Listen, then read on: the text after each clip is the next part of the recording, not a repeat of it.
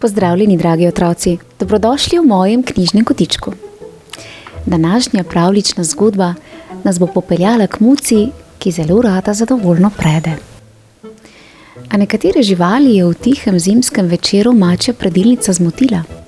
Zato so se odpravile kar do muce, potrkale na njena vrata in...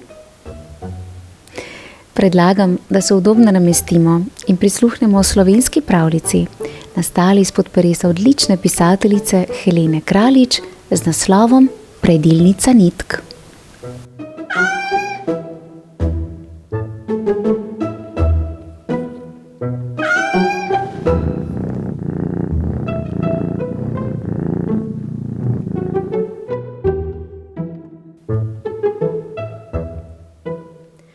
Muca Cveta se je preselila v nov dom. Opazovala je živali, ki so se pogovarjale pod njenim oknom. Miško Špelo, podgano Drago, vrabca Andreja, kosa Simona in krta Tineta. Muca Cveta je zadovoljno zaprla oči.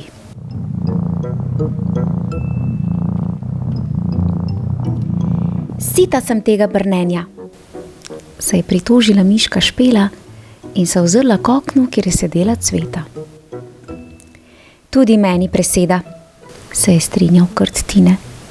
Prosit jo grem naj neha. Krt Tine je pozvonil in muca Cveta ga je povabila naj vstopi. Živali so v tišini čakale. Kaj tako dolgo počne v hiši? Je prvi spregovoril kos Simon. Pst, slišite? Je zašepetala podgana Draga. Brnenje postaja glasnejše. To je predrzno, se je jezil kos Simon. Pogledat grem, kaj se dogaja. Kos Simon je pozvonil in muca Cveta ga je povabila naj vstopi.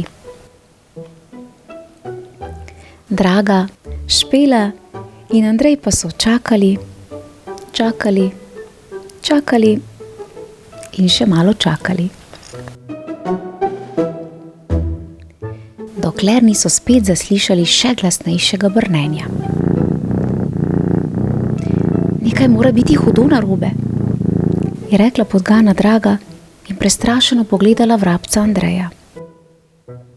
Grem še jaz pogledat, se je ponudil Andrej. Vrabec Andrej je pozvonil in muca Cveta ga je povabila naj vstopi. Zunaj sta ostali samo še podgana Draga in miška Špela. Dolgo sta negotovo sedeli v tišini, ko sta spet zaslišali brnenje. Naj že neha, je nervozno rekla Špela. Draga jo je pomirila. Bom še jaz poskusila. Ne hodi, gotovo je past, je za njo zaklicala Špela. A Draga je že vstopila v hišo muce Cvete. Poti nazaj ni bilo več. Špela je dolgo čakala, dokler ni spet zaslišala še močnejšega brnenja. Ojoj, kaj se dogaja? Je smrkala in stokala Špela. Nekaj moram storiti. Stekla je do potepuškega psa Srečka, ki je že večkrat pomagal in mu povedala, da so prijatelji v strašni nevarnosti. Srečko je staco 3-krat udaril ob tla, potem še 3-krat brcnil visoko v zrak in pokimal, kar je pomenilo, da se nikogar ne boji. Odkorakala sta proti hiši, kjer je stanovala muca Cveta. Pred vrati sta se ustavila in prisluhnila. Iz hiše so prihajali grozni zvoki. Brnelo je, šumelo, stokalo, podrsavalo, mlelo, tkalo. Srečko in Špela sta v grlu začutila velik cmok, a sta se vseeno opogumila in pozvonila. Vrata so se odprla in Muca Cveta jo je povabila v hišo. Previdno sta vstopila in prisluhnila brnenju. Pri kaminu sta zagledala svoje prijatelje, ki so se brezskrbno pogovarjali. Krta Tineta, kosa Simona, vrabca Andreja in podgano Drago. Zakaj se niste vrnili? Je očitajoče vprašala Špela. Muca Cveta nas uči presti, je odgovoril krt Tine. Spletati niti, je rekel kos Simon. Močne niti, je poudaril vrabec Andrej. Niti prijateljstva, se je nasmehnila podgana Draga. Špela in Srečko sta tiho vprašala. Lahko tudi naju naučiš? Muca Cveta se je nasmehnila. Seveda, več nas bo, bolj bo veselo.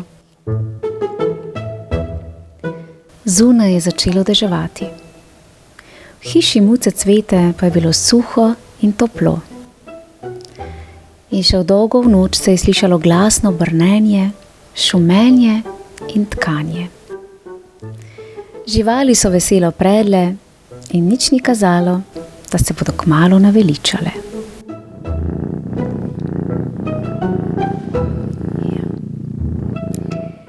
Bravo, Muca Cveta. Res si na edinstven način spletla niti ter vezi prijateljstva med živalmi. Morda ne bi bilo slabo, da bi se tudi sami nekoliko umirili od vsakodnevnega vrveža in si vzeli čas. Čas za prijatelje, prijetno druženje, pogovor ter toplino. Odlična ideja, kaj ne? Otroci, v mojem knjižnem kotičku pa lahko prisluhnete še pravljici v rimah z naslovom Veveričji prepir. V tej zabavni pripovedi boste spoznali veveričja prijatelja, ki pa sta se podala na precej zabavno dogodivščino. Vabljeni k poslušanju. Lepo se imejte, ustvarimo čim več nitk ter z njimi prepletimo naše prijateljske vezi. Pošiljam vam lep zimski pozdravček. Čau, čau! Bravo, Muca. Res dobra ideja.